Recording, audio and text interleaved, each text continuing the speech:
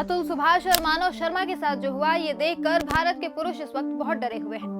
कई युवा तो शादी के नाम से ही खौफ में है कि अगर कहीं पत्नी बवाली निकली तो होगा क्या। तलाक लेने गए तो गुजारा भत्ता देना पड़ेगा, और अगर उससे भी नहीं माने और झूठे केसेस में फंसा दिया तो अच्छी खासी लाइफ बर्बाद हो जाएगी। देखिए, युवाओं का डर भी एक तरह से जायज है। बदलते समय के साथ भारत में तलाक के केसेस बढ़ गए हैं, और इसके साथ ही लोगों में तलाक कानून को लेकर जागरूकता भी बढ़ी है। अब ज्यादा से ज्यादा महिलाएं तलाक के बाद गुजारा भत्ता मांग रही हैं, जो कि पहले इतना प्रचलित नहीं था। गुजारा भत्ता पर डिटेल में बात करेंगे, साथ ही ये भी बताएंगे कि पुरुष किन परिस्थितियों में पत्नी को गुजारा भत्ता देने से बच सकते हैं। सबसे पहले जानते हैं गुजारा भत्ता आखिर है क्या।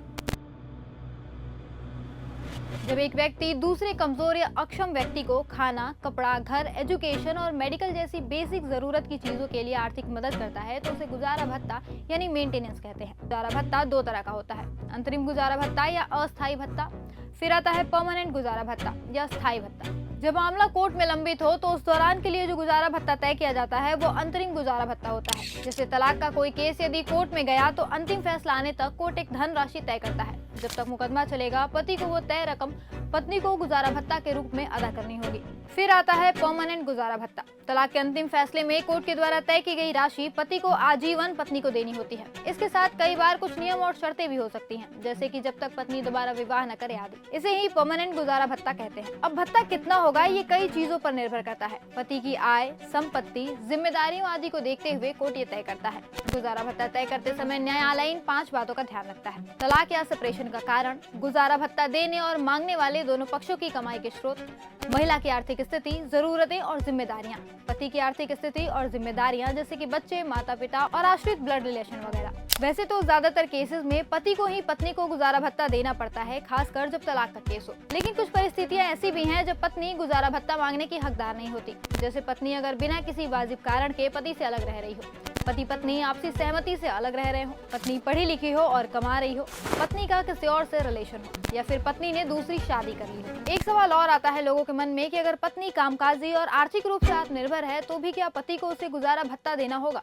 इसका जवाब है कि अगर पत्नी कामकाजी है और वो शादी के पहले नौकरी करती थी, इसका मतलब है कि उसकी शैक्षिक योग्यता इतनी है कि वो खुद नौकरी करके अपनी जीविका चला सकती है, तो इस स्थिति में महिला को गुजारा भत्ता नहीं मिलता है। लेकिन अगर दंपत्ति के बच्चे हैं तो पति को पिता के तौर पर अपने बच्चों के भरण पोषण का खर्चा उठाना होगा। नियम ये भी कहते हैं कि तलाक के बाद पति भी गुजारा भत्ता मांग सकता है। हिंदू मैरिज एक्ट 1955 के अनुसार पति और पत्नी दोनों एक दूसरे से गुजारा भत्ता मांग सकते हैं, लेकिन उसकी भी कुछ शर्तें हैं। जैसे कि यदि पति आर्थिक रूप से आत्मनिर्भर नहीं है और पत्नी आत्मनिर्भर है, यदि पति दिव्यांग है या किसी भी कारण से अपनी आजीविका कमाने में सक्षम नहीं है, पति की मानसिक स्थिति ठीक नहीं है या फिर वह किसी गंभीर बीमारी से जूझ रहा है। लेकिन इस सिचुएशन में भी पत्नी पर गुजारा भत्ता देने का दायित्व तभी होता है जब वो आर्थिक रूप से मजबूत हो, सक्षम हो और पैसे कमा रही हो। लेकिन ये सेम सुविधा पुरुषों को नहीं है। हाल ही में कोर्ट का एक फैसला आया, उसके मुताबिक अगर पति बेरोजगार है तो भी अपनी पत्नी और बच्चों को गुजारा भत्ता देना उसका दायित्व है। यानी पुरुष बेरोजगार है तो भी पत्नी को गुजारा भत्ता देने से मना नहीं कर सकता, उसे कैसे भी कमाकर बीवी बच्चों का खर्चा देना पड़ेगा। देखा जाए तो यहाँ हमारे देश का कानून थोड़ा पक्षपाती है,